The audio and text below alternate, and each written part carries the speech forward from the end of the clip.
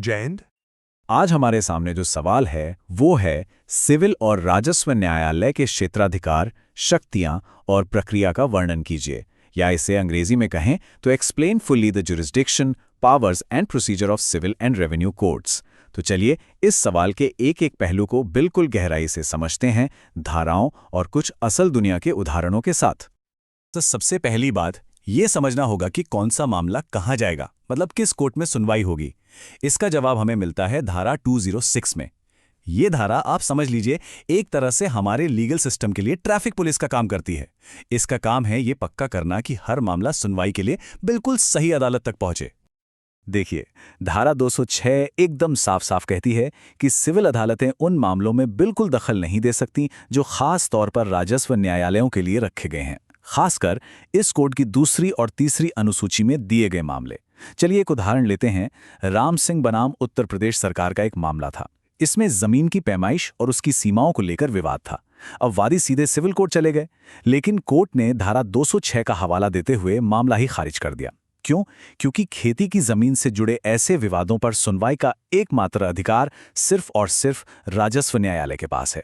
तो याद रखने वाली बात यह है कि शक्तियों का ये बंटवारा बहुत ही स्पष्ट और बहुत जरूरी है। अच्छा, अब मान लीजिए कि कोई फैसला आ गया, लेकिन एक पार्टी उससे खुश नहीं है, तो अब क्या होगा? यहीं पर अपील की प्रक्रिया काम आती है। कानून में आप देखिए मुख्य रूप से 2 लेवल की अपील का प्रावधान है। पहली है प्रथम अपील, जो धारा 207 के तहत आती है, और दूसरी है द्वितीय अपील, जिसका जिक्र हमें धारा 208 में मिलता है। इसकी जो प्रक्रिया है वो काफी सीधी है।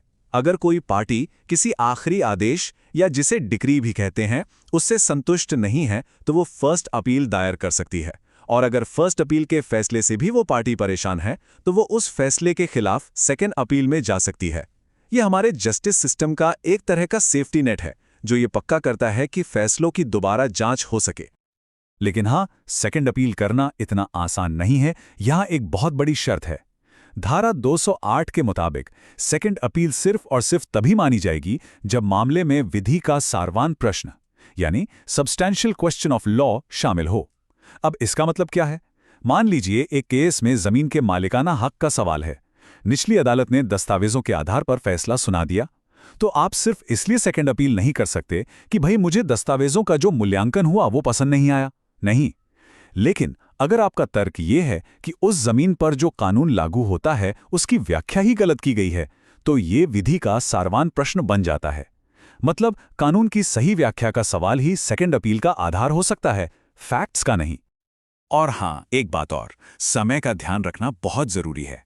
धारा 207 के तहत फर्स्ट अपील फाइल करने के लिए फैसले की तारीख से सिर्फ 30 दिनों का वक्त मिलता है।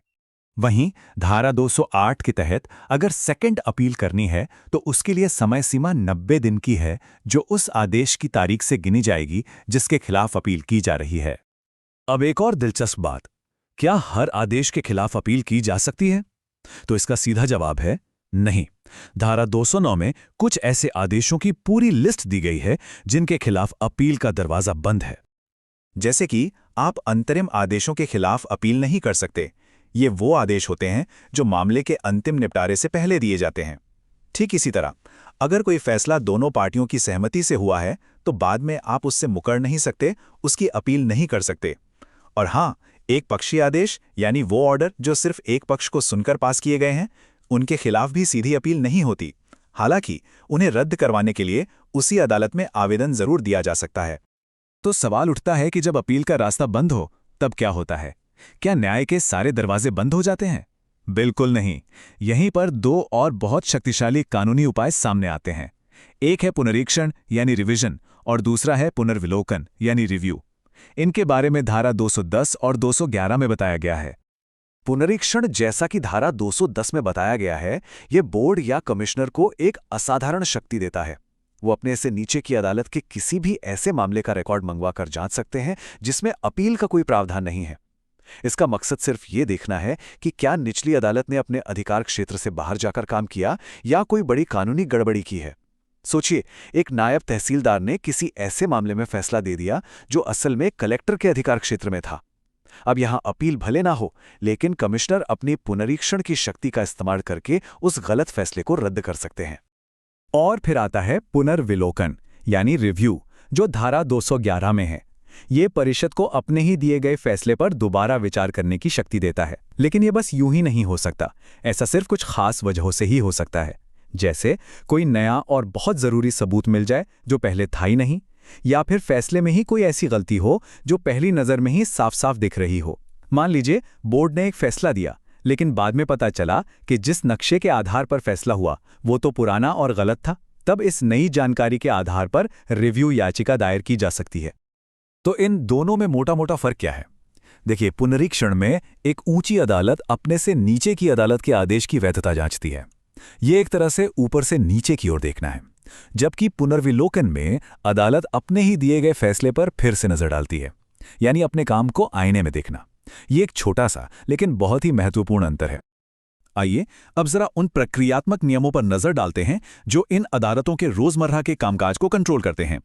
ये नियम हमें धारा 212 से 217 तक में मिलते हैं। धारा 212 एक बहुत ही प्रैक्टिकल पावर देती है। इसके तहत बोर्ड, कमिश्नर या कलेक्टर न्याय के हित में किसी भी मामले को एक अधिकारी से दूसरे बराबर रैंक के अधिकारी को ट्रांसफर कर सकते हैं। ये निष्पक्षता और काम को बेहतर ढंग से करने के लिए बहुत जरूरी है। ये एक बेहद महत्वपूर्ण नियम है। धारा 214 कहती है कि जब तक इस राजस्व संहिता में कोई अलग से नियम न दिया गया हो, तब तक सिविल प्रक्रिया संहिता 1908 यानी सीपीसी और परिसीमा अधिनियम 1963 यानी लिमिटेशन एक्ट के नियम इन कार्यवाहियों पर भी लागू होंगे।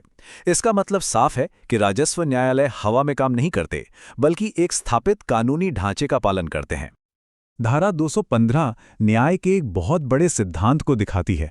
इसके अनुसार प्रक्रिया में किसी मामूली गलती या चूक के कारण कोई भी आदेश सिर्फ इसलिए अवैध नहीं हो जाएगा जब तक कि उस गलती से सच में न्याय का हनन न हुआ हो।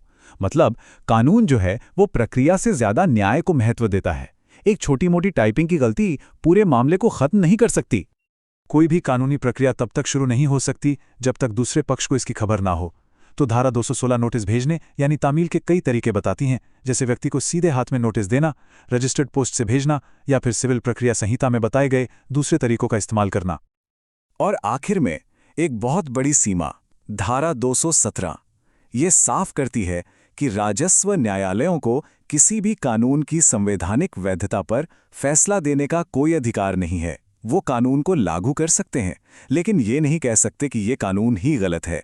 ये अधिकार सिर्फ और सिर्फ उच्च न्यायपालिका यानी हाई कोर्ट और सुप्रीम कोर्ट के पास ही सुरक्षित है। अगर आपको ये विश्लेषण जानकारीपूर्ण लगा हो और आप ऐसे ही मुश्किल कानूनी विषयों को आसान भाषा में समझना चाहते हैं, तो इस प्रस्तुति को लाइक करें और हमारे चैनल को सब्सक्राइब करना न भूलें। सैमुअल जॉनसन ने एक बहुत अच्छी बात कही थी, कानून जनता के फायदे के लिए मानवीय अनुभव पर काम करने वाली मानवीय बुद्धि का आखिरी नतीजा है। आज हमने सिविल और राजस्व न्यायालयों के बीच क्षेत्राधिकार, शक्तियों और प्रक्रियाओं के जिस साफ बंटवारे को समझा, वो इसी बुद्धिमानी का एक बेहतरीन उदाहरण है। ये सिस्टम पक्का करता है कि हर मामला सही विशेषज्ञ के पास जाए और न्याय की प्रक्रिया स्मूथली और असरदार तरीके से चले। ये एक ऐसा सिस्टम है जो विशेषज्ञता को महत्व देता है और न्याय को सभी के लिए आसान बनाता है।